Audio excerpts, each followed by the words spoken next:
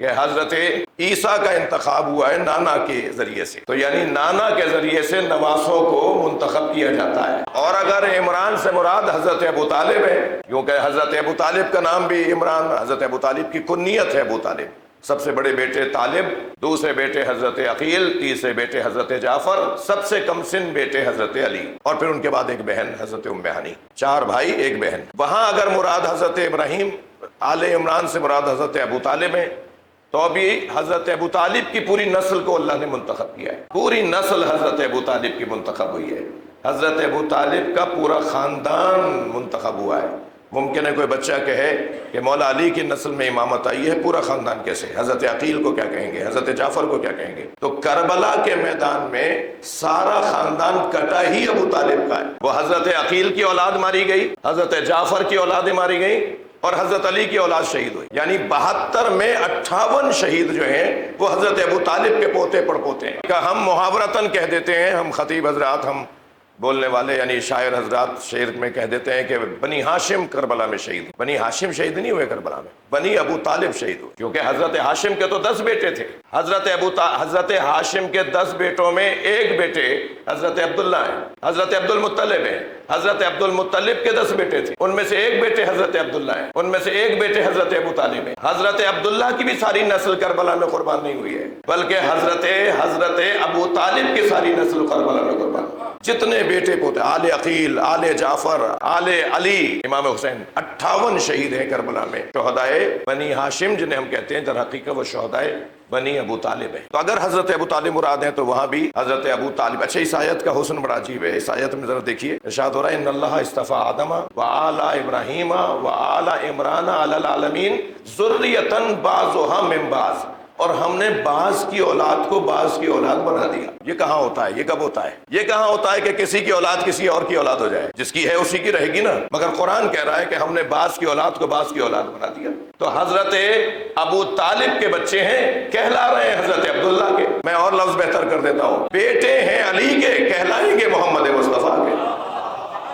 جو مباہلے میں نبی بیٹوں کی جگہ حسنین کو لے کر گئے، اور یہ عجیب حسین منظر ہے کہ جب ایک شام سے خط آیا مولا علی کے نام، جس میں بہت کچھ لکھا تھا کہ میرا دادا بھی بہت بڑا، میرا باپ بھی بہت بڑا، اور آپ کے بھی آبا و اجداد، ہم دونوں خاندانی لوگ ہیں، ہمارا قبیلہ بھی بڑا مشہور ہے، اور آپ کا قبیلہ بنی ہاشم بھی بڑا مشہور، ہم میں جھگڑا لڑائی نہیں ہونی چاہیے، حکومت میرے حوالے کرتے ہیں۔ تو وہاں سے خط تو آیا تھا نثر میں، مولا علی نے جواب دیا نظم میں۔ وہ جو نظم میں مولا علی نے جواب دیا ہے، تقریباً اس کے اندر 80 مصریں ہیں۔ آیت اللہ فضل اللہ کمپانی نے اسے نقل کیا ہے مولا کی شان میں لکھی ہوئی اپنی کتاب علی مظہر کبریا نامی کتاب کا نام خود کتنی بڑی فضیلت ہے، علی مظہر کبریا۔ اس کے آخر میں جا کر فضل اللہ کمپانی صاحب نے وہ مولا کے اشعار لکھے ہیں، جس کا اردو ترجمہ کتاب کا چھپ چکا ہے پاکستان میں، کراچی میں، مولانا یوسف نفسی صاحب کے ادارہ جامع تعلیمات اسلامی سے وہ چھپائے۔ اس میں وہ اشعار میں مولا علی جو جواب دے رہے ہیں، مولا فرما رہے ہیں سبقتکم الی الاسلام ترا، تم میں سے کسی کا پتہ نہیں تھا اور میں اسلام کا محافظ تھا،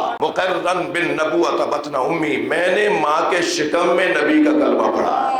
لب و لہجہ دیکھیے مولا کے بولنے کا۔ اور پھر فرماتے ہیں وَبِنْتُ مُحَمَّدٍ سُكْنَا وَعُرْسَا، اور نبی کی دختر میری راحت جان ہے، مَسُوتٌ لَحْمُهَا بِلَحْمِ وَدَمِ، میرا خون میرا گوشت اس کا خون اور اس کا گوشت ہے۔ پھر وہ جس 2 مصروں کی خاطر میں نے آپ کو 4 مصرے سنا دیے، وہ اب ہیں وہ مصرے۔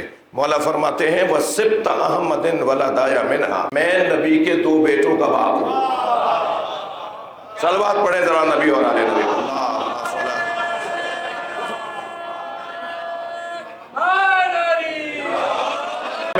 وَسِبْتَ أَحْمَدٍ وَلَدًا، میں نبی کے 2 بیٹوں کا باپ۔ قرآن میں جن 2 بیٹوں کو نبی کے بیٹے کہا گیا ہے وہ بیٹے تو علی کے ہیں، مگر قرآن کہہ رہا ہے وَأَبْنَاءُنَا وَأَبْنَاءُكُمْ فَمَنْ حَاجَّكَ فِيهِ، سورہ مبارکہ النساء آیت نمبر 61، فَمَنْ حَاجَّكَ فِيهِ مِن بَعْدِ مَا جَاءَكَ مِنَ الْعِلْمِ فَقُلْ تَعَالُوا نَدْعُ أَبْنَاءَنَا وَأَبْنَاءَكُمْ۔ میرے حبیب جو علم آ جانے کے بعد بھی بحث کر رہے ہوں، جو دلیل نہ رکھنے کے بعد بھی کٹ حجتی کر رہے ہوں، پھر ان سے کہہ دیجئے ہم لے آتے ہیں اپنے بیٹوں کو، تم لے آؤ اپنے بیٹوں کو، وَنِسَاءَنَا وَنِسَاءَكُمْ، ہم لے آتے ہیں اپنی بیٹیوں کو، تم لے آؤ اپنی بیٹیوں کو، وَأَنفُسَنَا وَأَنفُسَكُمْ، اور ہم لے آتے ہیں اپنے جیسوں کو، تم لے آؤ اپنے جیسوں کو۔ ثم نبتہل، اس کے بعد ہم مباہلہ کریں گے، فنجعل لعنت اللہ علی الکاذبین، اور پھر جھوٹوں پر اللہ کی لعنت بھیجیں گے۔ تو جب نبی لے کر گئے ہیں تو سب نے لکھا سنی شیعہ نے اس آیت کی تفسیر میں کہ نبی بیٹوں کی جگہ حسنین کو لے کر گئے۔ امام حسن کو انگلی پکڑائی ہوئی تھی اور امام حسین کو گود میں لیا ہوا تھا، اور جناب زہرا بیٹیوں کی جگہ ساتھ چل رہی تھی، بالکل عقب میں تھی نبی کے، اور پھر مولا علی بی بی کے عقب میں تھے، اور یہ پنجتن کا قافلہ۔ تو قرآن کی زبان میں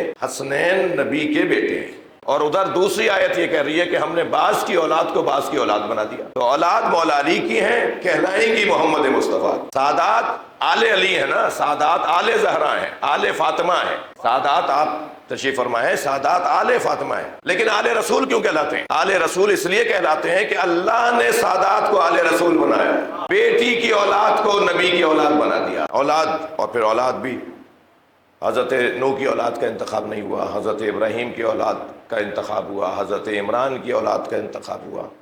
تو یہ بہت مشکل ہے ایک فرما بردار بیٹی کی مجلس چیلوں میں۔ مجھے محمود بھائی کے لیے ایک آزمائش ہے، امتحان ہے، جہاں آگ جلتی ہے نا، وہی جہاں آگ لگتی ہے وہی جگہ جلتی ہے۔ ماں باپ کا جو سینہ ہوتا ہے، میرے خود اپنے والدین کی زندگی میں ان کی دو اولادیں جب گئیں، ایک ہماری بڑی بہن ہنگورجہ بھی آئی تھیں اور ایک میرے بڑے بھائی مولانا محمد اور نقوی، تو مجھے اندازہ ہے کہ ماں باپ کو کیا، ان پر کیا گزرتی ہے۔ اللہ صبر عطا فرمائے، درجات کی بلندی کے لیے، صبر کے لیے بلند تر صلوات کریں۔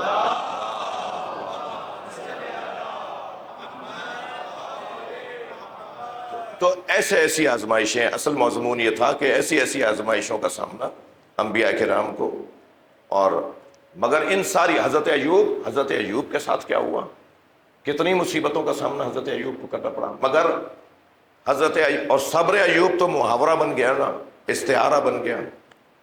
حضرت ایوب کے صبر کو مثال دی جاتی ہے کہ بھائی ہمارے پاس صبر ایوب نہیں ہے، ہم حضرت ایوب جیسا صبر نہیں رکھتے۔ کتنی مصیبتیں ہوئی ہوں گی، مگر یہ ساری مصیبتیں، ساری پریشانیاں کس وجہ سے تھیں؟ کس وجہ سے تھیں؟ اس وجہ سے کہ کسی طرح انسانوں کو عاقبت بخیر کیا جائے، کسی طرح انسانوں کو فوز اور فلاح تک پہنچایا جائے، کسی طرح انسانوں کو انسان رکھا جائے۔ کیا کریں؟ ساری محنتیں اٹھا لیں گے، ساری مشقتیں اٹھا لیں گے، انسان رہے، یہ گوشت کا لوتھڑا بن کے نہ رہے، یہ آدمی نہ رہے بلکہ انسان بن جائے۔ حضرت آدم کی اولاد ہیں تو سب ایک جیسے ہیں، آدمی تو سبھی ہیں، مگر ہر آدمی، جوش نے بھی اس کو نظم کیا ہے، ہر آدمی تو انسان نہیں ہے۔ صلوات پڑھیں ذرا محمد والے۔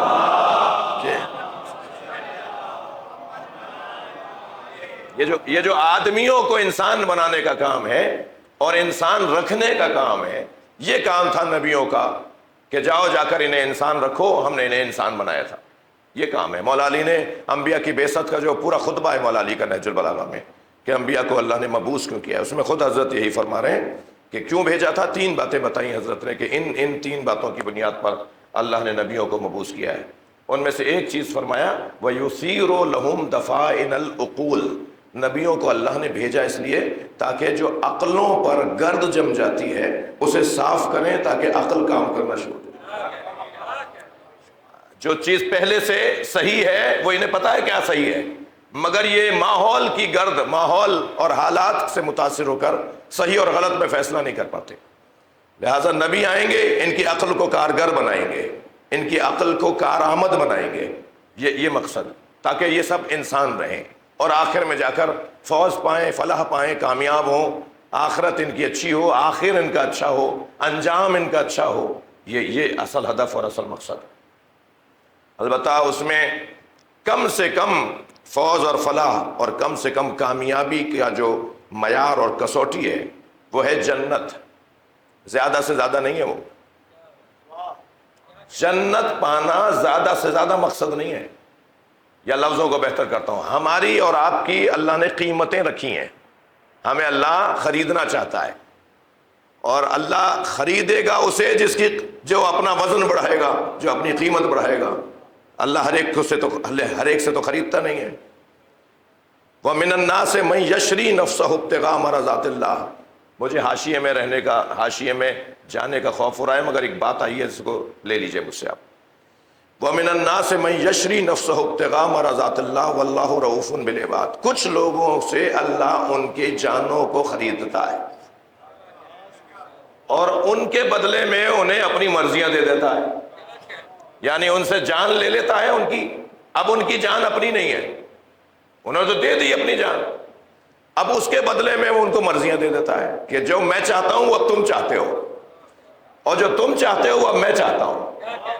لہٰذا اگر کوئی یہ جاننا چاہتا ہے کہ میں کیا کیا چاہتا ہوں تو انہیں دیکھنا ہوگا کہ تم کیا چاہتے ہو۔ مرضیاں دے دی اللہ نے۔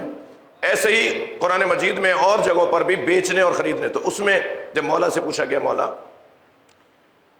انسان کی قیمت کیا ہے، مجھے بہت خوشی ہوئی کہ پچھلے دنوں حبیب یونیورسٹی میں، اور اب بھی 4 دن بعد وہاں یوم حسین ہے، پچھلے دفعہ یوم مصطفیٰ میں گیا تو ان کا جو یونیورسٹی کا جو کہہ لیجئے کہ نعرہ ہے، سلوگن ہے، جو ان کا یونیورسٹی کی شناخت ہے، وہ مولا علی کا ایک قول ہے، اور وہ وہاں تو انگریزی میں لکھا ہوا ہے اور عربی میں لکھا ہوا ہے، میں آپ کو عربی اور اردو سنا دیتا ہوں، اور وہ یہ ہے کہ مولا فرماتے ہیں قیمت کل امرئ ما یحسن، ہر شخص کی وہی قیمت ہے جسے وہ چاہتا ہے۔ چاہت بڑھانے کا قول ہے مولا کا، اپنا شوق بڑا کرو، اپنا خیال اونچا کرو، اپنی طلب کو اونچا کرو، اپنی آرزوؤں کو بڑھاؤ۔ چھوٹی چھوٹی چیزوں میں الجھ کے رہ جانے والا خود کو چھوٹا کر دیتا ہے، اور بڑی چیزوں کو سوچنے والا اپنا قد اونچا کر دیتا ہے۔ صلوات پڑھ لیں ذرا محمد۔